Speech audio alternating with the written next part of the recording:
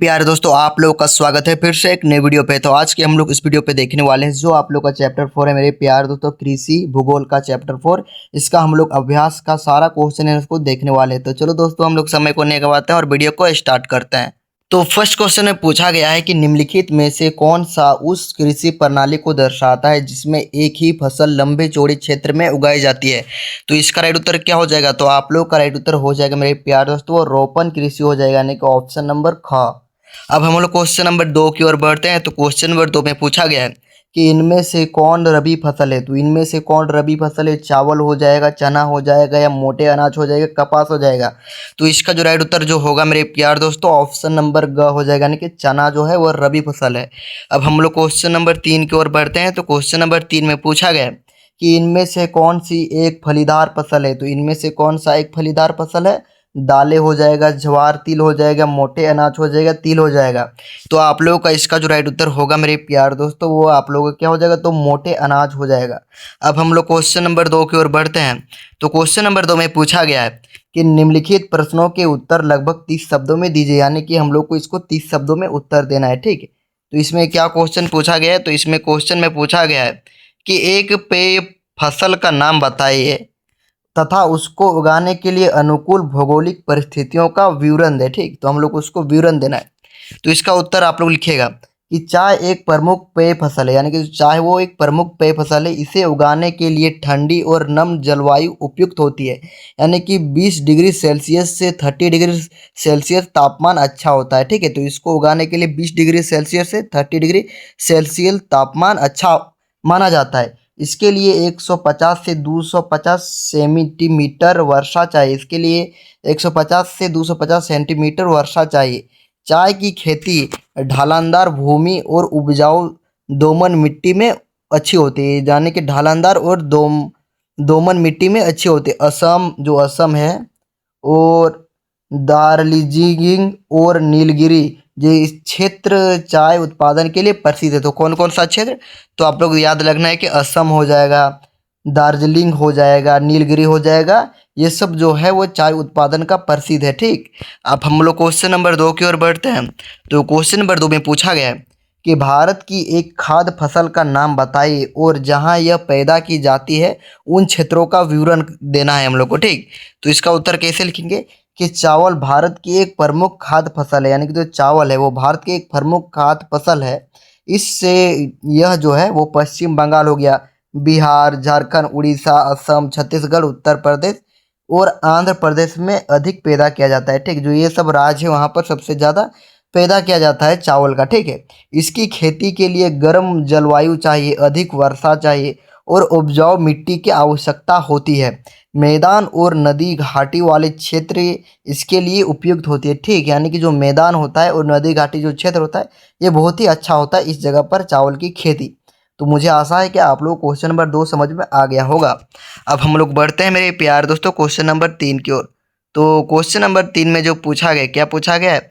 तो कि सरकार द्वारा किसानों के हित में किए गए संस्थागत सुधार कार्यक्रमों की सूची बनाई है। तो हम लोग इसका उत्तर कैसे देंगे?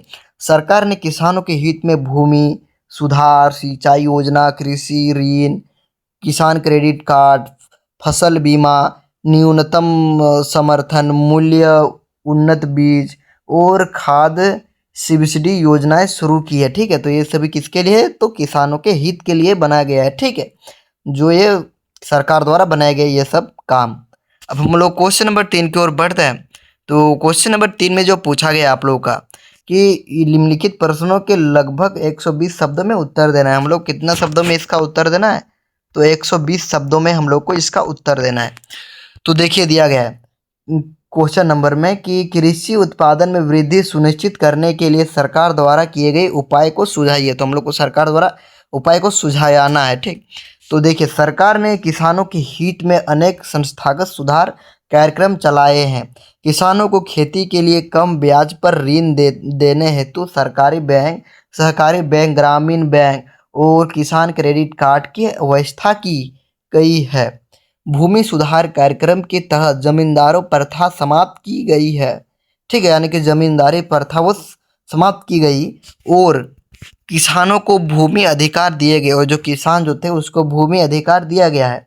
सिंचाई सुविधाएं के लिए नहर हो गया, आप लोग का कुआं हो गया, ट्यूबवेल हो गया और जल संरक्षण योजनाएं चलाई गई है। फसल खराब होने पर सहायता देने के लिए फसल बीमा योजना शुरू किया गया है।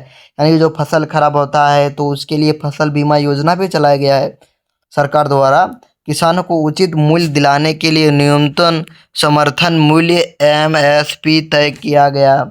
उन्नत बीज जैसे बीज, खाद और कृषि मशीनों पर सब्सिडी दी जाती है। कृषि विज्ञान केंद्रों द्वारा किसानों को नई तकनीक और प्रशिक्षण भी दिया जाता है। इससे खेती में सुधार हुआ। तो मुझे आशा है मेरे प्यारे दोस्तों क्वेश्चन नंबर 3 इसका आप लोग को समझ में आ गया होगा। ठीक है, अब हम लोग बढ़ते हैं क्वेश्चन नंबर 2 की ओर। तो क्वेश्चन नंबर 2 में इसमें पूछा गया है कि चावल की खेती के लिए उपयुक्त भौगोलिक परिस्थितियों का वर्णन करना है। ठीक है, तो इसका उत्तर कैसे देंगे कि चावल भारत की प्रमुख फसल है। यानी कि चावल है वो भारत की प्रमुख फसल है। ठीक, इसकी खेती के लिए गर्म और नम जलवायु आवश्यक होती है। 25 डिग्री सेल्सियस के आसपास तापमान अच्छा माना जाता है। यानी कि जो 25 डिग्री सेल्सियस के आसपास जो तापमान होता है चावल की खेती के लिए वो अच्छा माना जाता है। चावल को अधिक पानी चाहिए, यानी कि जो चावल होता है तो इसको बहुत ही ज़्यादा पानी चाहिए, इसलिए 100 से 200 सेंटीमीटर वर्षा वाले क्षेत्र में उपयुक्त होती है या होता है। जहाँ वर्षा कम होती है वहाँ सिंचाई की जाती है। जहाँ पर जो वर्षा कम होता है तो वहाँ पर लोग सिंचाई करते हैं। ठीक है, सिंचाई यानी कि आप लोग देखते होंगे कि कोई फसल उगाते हैं तो उसको सिंचाई करते हैं, जैसे कि आलू हो गया, ये सब चीज़ में लोग सिंचाई करते हैं। तो इसी प्रकार का सिंचाई करते हैं यदि वर्षा कम होता है। उपजाऊ दोमट या जलोढ़ मिट्टी चावल के लिए अच्छी होती है। चावल के लिए कैसा मिट्टी अच्छा होता है तो दोमट या जलोढ़ मिट्टी चावल के लिए अच्छी होती है। खेत समतल होना चाहिए, यानी कि जो खेत होता है वो एकदम समतल होना चाहिए ताकि पानी जमा रह सके। ठीक है, समतल होना चाहिए ताकि पानी जमा रह सके। नदी घाटियों और मैदानों में इसकी खेती अधिक की जाती है। यानी कि जो नदी होता है ना तो उस सभी में ज़्यादा खेती किया जाता है, क्योंकि जो पानी भी नहीं आएगा तो वो नदी का पानी से भी उसको खेती किया जा सकता है। ठीक है, इसलिए ज़्यादातर खेती कहाँ पर किया जाता है तो नदी घाटी और मैदानों में इसकी खेती अधिक की जाती होगी। ठीक, पश्चिम बंगाल जैसे किस क्षेत्र में, तो आप लोग का पश्चिम बंगाल हो गया। ठीक है दोस्तों, क्या क्या हुआ, पश्चिम बंगाल हो गया, बिहार हो गया, असम, उड़ीसा, उत्तर प्रदेश उत्पादन के प्रमुख राज्य है। ठीक है मेरे प्यारे दोस्तों, तो समझ में आ रहा होगा मेरे प्यारे दोस्तों। तो ये वीडियो आप लोग को अच्छा लगा मेरे प्यारे दोस्तों तो ज़्यादा से ज़्यादा अपने दोस्तों को शेयर करें, और आप लोग न्यू है तो सब्सक्राइब कर लीजिए ताकि आप लोगों को इसी प्रकार आप लोगों का ये चैप्टर 4 है मेरे प्यारे दोस्तों, आप लोगों का चैप्टर 5 में भी मैं इसी प्रकार तैयारी कर सकूँ। बस आप लोग को सपोर्ट करना है और ज़्यादा से ज़्यादा शेयर कर देना है। ठीक है मेरे प्यारे दोस्तों, तो ये वीडियो आप लोग को हेल्पफुल लगा तो जय हिंद, वंदे मातरम।